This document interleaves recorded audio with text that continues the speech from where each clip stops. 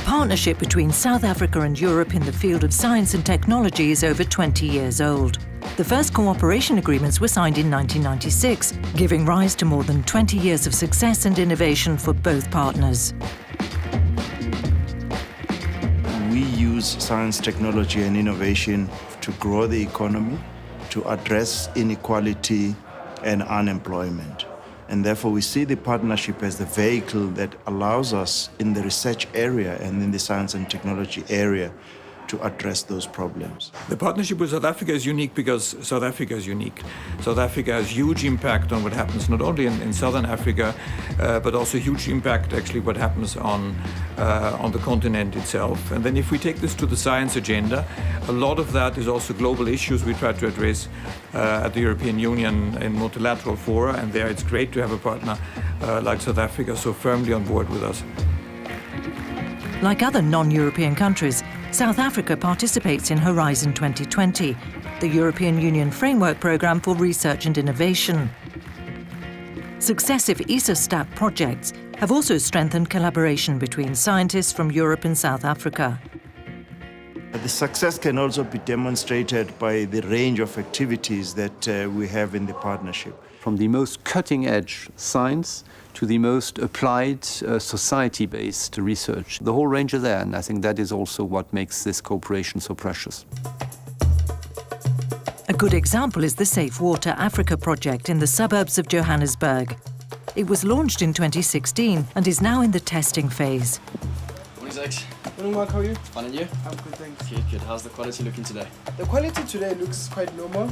Currently in African countries, the infrastructure is just not there to produce the drinking quality water that people desperately need. The goal of the Safe Water Africa project is to utilize the technology that we've received from the European partners to then produce the drinking quality water. So that being that we use river water or water from a particular source. The idea behind the project is that we then use a package plant to then be installed in rural communities that would provide the potable water for communities of about 300 people. This made-in-Africa treatment system can produce up to 10,000 litres of drinking water per day without the addition of chemicals. And the goal is that it will be managed independently by the communities themselves.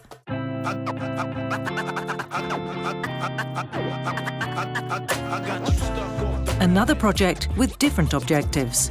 Supported by the EU and other international partners, South Africa, together with Australia, will host one of the most ambitious scientific projects of our age, the SKA, or Square Kilometre Array.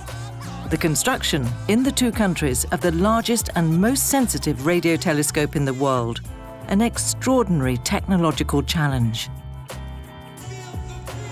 We're going to be going back just after 13.8 billion years, just after the Big Bang.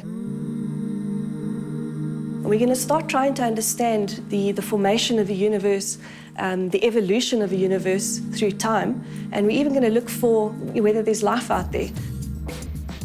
We've got enormous amounts of data that we're going to be generating from this radio telescope. They're talking in the magnitude of 600 petabytes per day. We need to have the high-speed data networks in the world to be able to receive this data. And then we've got two massive supercomputers. They're going to be the world's largest supercomputers that actually correlate and process the data. Based on an existing South African program, construction will begin in 2020 for completion 7 years later.